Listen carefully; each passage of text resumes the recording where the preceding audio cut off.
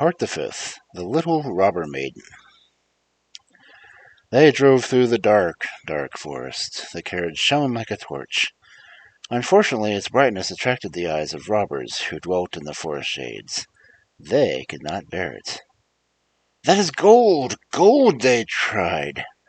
Forward they rushed and seized the horses, stabbed the outriders, carriagemen, and footmen to death, and dragged little Gerda out of the carriage. What a way to start a section. "She is plump, she is pretty, she has been fed on nut kernels," said the old robber wife, who had a long, bristly beard and eyebrows hanging like bushes over her eyes.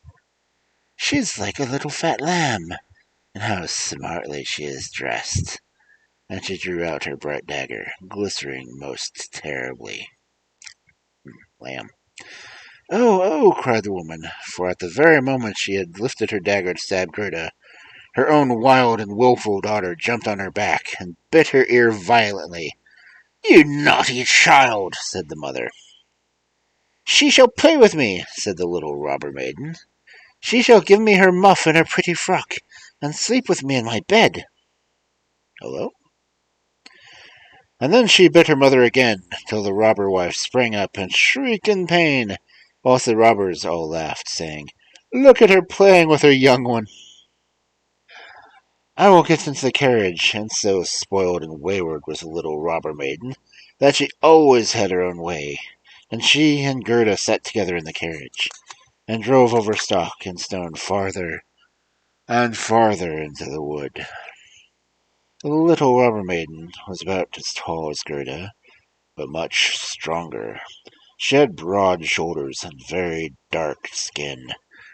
Her eyes were quite black, and had an expression almost melancholy.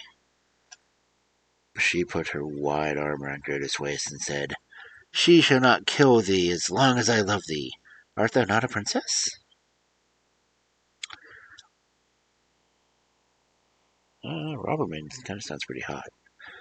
"No," said Gerda, and then she told her all that had happened, and how much she loved little Kay. The robber maiden looked earnestly in her face, and shook her head and said, "She shall not kill thee even if I do quarrel with thee. Then, indeed, I would rather do it myself." And she dried Gerda's tears and put both her hands into the pretty muff that was so soft and warm. The carriage at last stopped in the middle of the courtyard of the robber's castle. The castle was half ruined. Crows and ravens flew out of the openings, and some fearfully large bulldogs, looking as if they could devour a man in a moment, jumped around the carriage. They did not bark, for that was forbidden. The maidens entered a large, smoky hall, where a tremendous fire was blazing on a stone floor. The smoke rose up to the ceiling, seeking a way of escape, for there was no chimney. A large cauldron of soup was boiling over a fire, whilst hares and rabbits were roasting on the spit. "Thou shalt sleep with me and my little pets tonight," said the robber maiden. Then they had some food, and afterwards went to a corner wherein lay straw and a piece of carpet. Nearly 100 pigeons were perched on staves and lays around them. They seemed to be asleep, but were startled when the little maidens approached. "These all belong to me," said Gerda's companion, and seizing hold of one of the nearest, she held the poor bird by the feet and swung it. "Kiss it," she said, flapping it into Gerda's face. "A ramble from the wood sat up there," she continued, pointing up to the number of flays fastened across the hole in the wall. "Those are wood pigeons that would fly away if we did not keep them shut up. And here is my old favorite." She pulled forward by the horn a reindeer who wore a bright copper ring around its neck, by which he was fastened to a large stone. "We are obliged to chain him up, or he would run away from us. Every evening I tickle his neck with my sharp dagger, and it makes him fear me so much." And the robber maiden drew out a long dagger from the gap in the wall, and passed it over the reindeer's throat. The poor animal struggled and kicked, But the girl laughed, and then she pulled Gerda into bed with her. Damn. Will you keep your dagger in your hands whilst you sleep? Asked Gerda, looking timidly at the dangerous plaything. I always sleep with my dagger by my side, replied the little robber maiden. One never knows what may happen. But now tell me all over again what you told me before about Kay, and the reason of your coming into the wide world by yourself. And Gerda again related her story, and the wood pigeons imprisoned above listened, but the others were fast asleep. The little robber maiden threw one arm around Gerda's neck, and holding her dagger with the other, was also soon asleep. One could hear her heavy breathing, but Gerda could not close her eyes throughout the night. She knew not what would become of her, and whether she would even be suffered to live. The robbers sat around the fire drinking and singing. Oh, it was a dreadful night for the poor little girl. Then spoke the wood pigeons. Coo, coo, coo. We have seen little Kay. The white fowl carried his sledge. He himself was in the Snow Queen's chariot, which passed through the woods whilst we sat in our nest.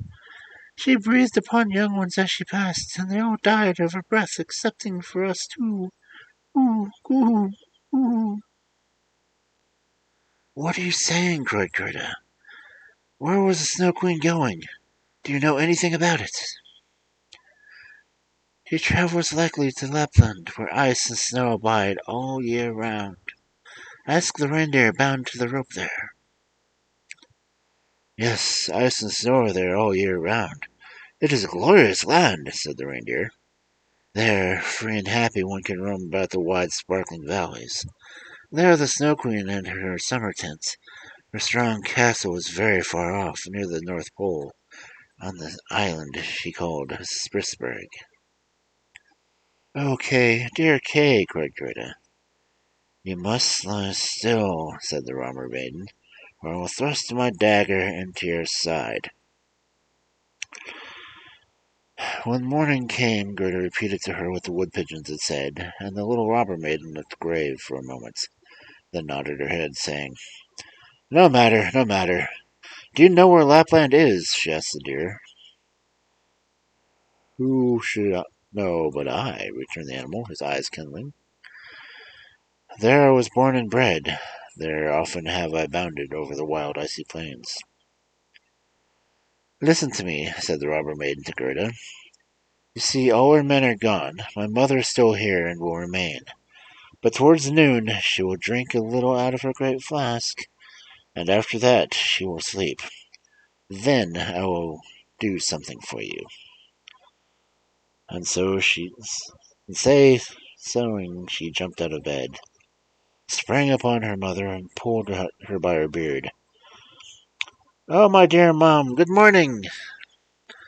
And the mother caressed her so roughly that she was red and blue all over. However, it was from pure love. Abusive family. When her mother was fast asleep, the robber maiden went up to the reindeer and said, I should have great pleasure in stroking you a few more times with my sharp dagger, for then you look so droll.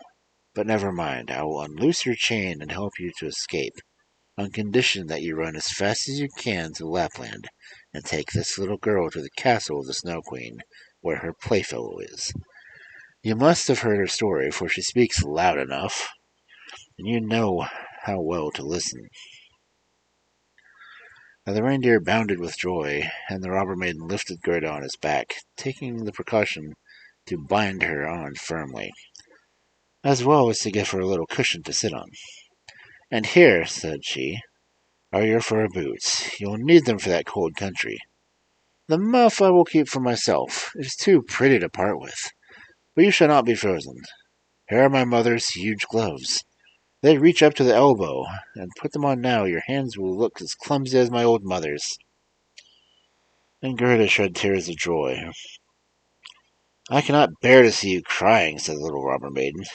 You ought to look glad. See, here are 2 loaves and a piece of bacon for you, that you may not be hungry on the way. She fastened the provender also on the reindeer's back, opened the door, and called away the great dogs. And then, cutting asunder with her dagger, the rope which bounded the reindeer, shouted at him, "Now then, run, and take care of the little girl." And Gerda stretched out her hands to the robber maiden, bade her farewell, and the reindeer fleeted through the forest, over stock and stone, over desert and heath, over meadow and moor. The wolves howled, and the ravens shrieked, "Eesh! Eesh!"